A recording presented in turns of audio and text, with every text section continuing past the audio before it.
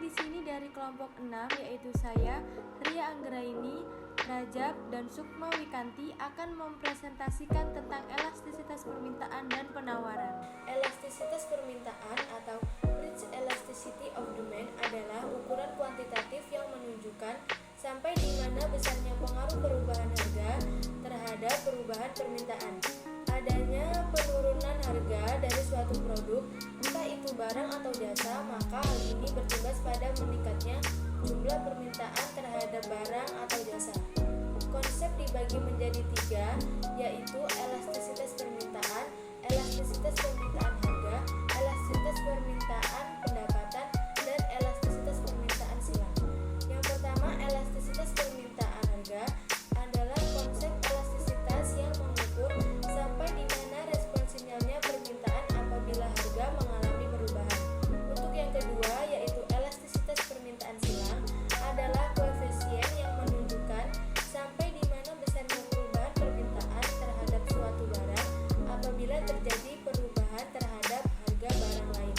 Yang ketiga, yaitu elastisitas permintaan pendapatan, adalah koefisien yang menunjukkan sampai di mana besarnya perubahan permintaan terhadap suatu barang sebagai akibat dari perubahan pendapatan pembeli. Untuk materi selanjutnya akan dijelaskan oleh Raja. Faktor penentu elastisitas permintaan barang. Nah, dalam faktor elastisitas permintaan barang ada 3 poin penting yang harus diperhatikan, yaitu yang pertama, banyaknya barang pengganti yang tersedia. Yang kedua, presentasi pendapatan yang dibelanjakan.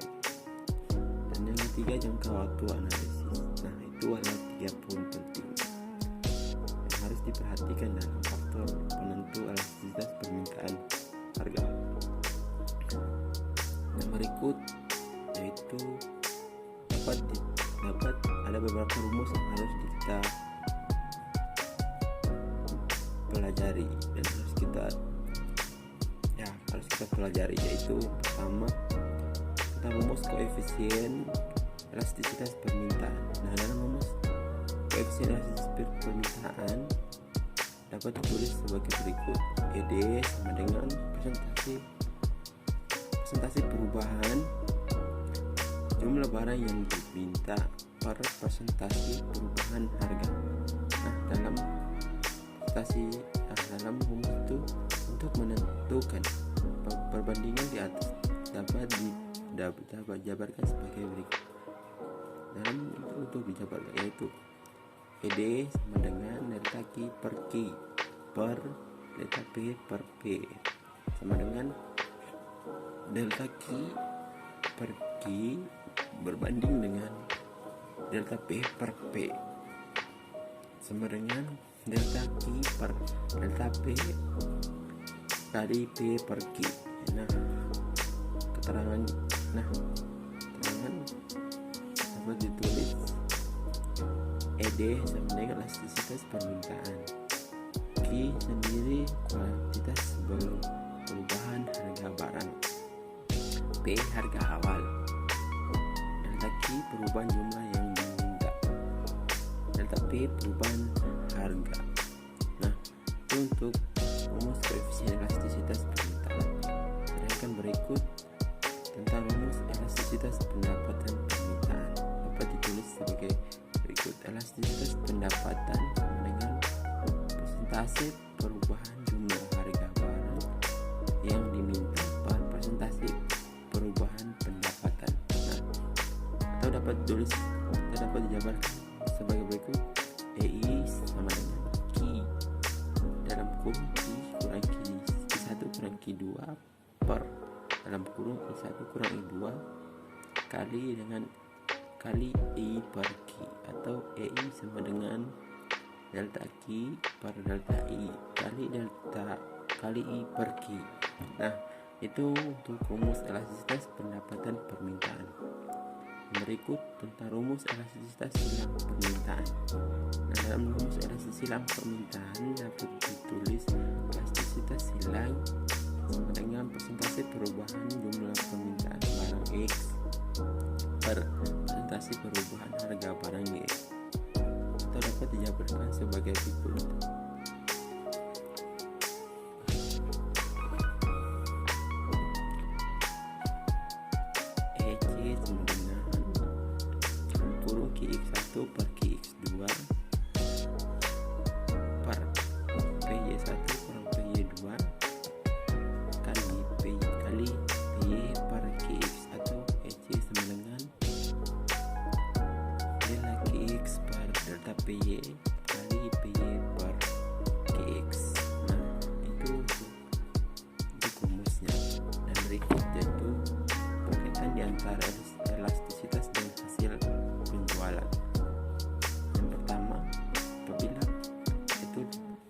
pertama, apabila permintaan elastis,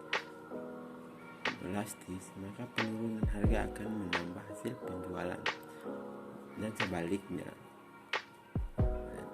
Dua, sebaliknya, apabila permintaan tidak elastis, penurunan harga akan menurun hasil penjualan. Dan yang ketiga, apabila nilai elastisitas permintaan sudah 1, perubahan harga tidak mengubah hasil penjualan. Oke, dapat dilihat di grafik elastisitas permintaan dan hasil penjualan.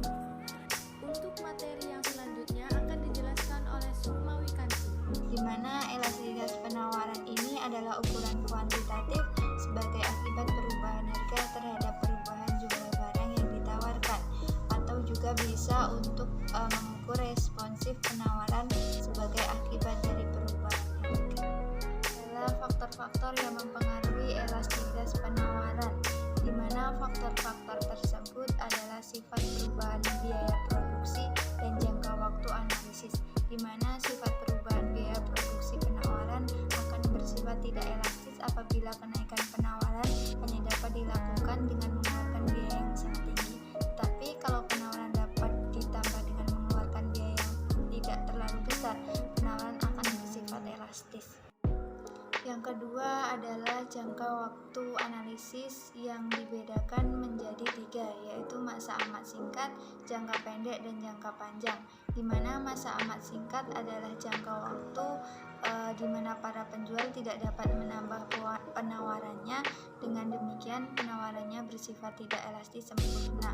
Yang kedua, jangka pendek, di mana kapasitas alat-alat produksi yang ada tidak dapat ditambah, tetapi perusahaan masih dapat menaikkan produksi dengan kapasitas yang lebih intensif. Sedangkan jangka panjang, produksi dan jumlah barang yang ditawarkan dapat dengan mudah ditambah dalam jangka panjang. Oleh karenanya penawaran bersifat elastis yang bisa dilihat di tabel atau slide selanjutnya. Rumus koefisien elastisitas penawaran, rumusnya adalah ES sama dengan persentase perubahan jumlah barang yang ditawarkan dibagi persentase perubahan harga.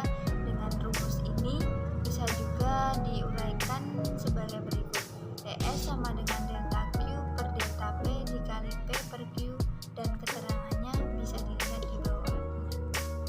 Ada kurva elastisitas penawaran yang mana telah saya sebutkan tadi pada slide jangka waktu analisis yang dibedakan menjadi 3. Di sini terlihat bahwa adanya kurva tidak elastis sempurna, elastis uniter, tidak elastis, dan elastis. Itu saja yang dapat kami sampaikan. Mohon maaf apabila banyak kesalahan dalam penyampaian materi. Sekian, terima kasih, dan saya akhiri. Wassalamualaikum warahmatullahi wabarakatuh.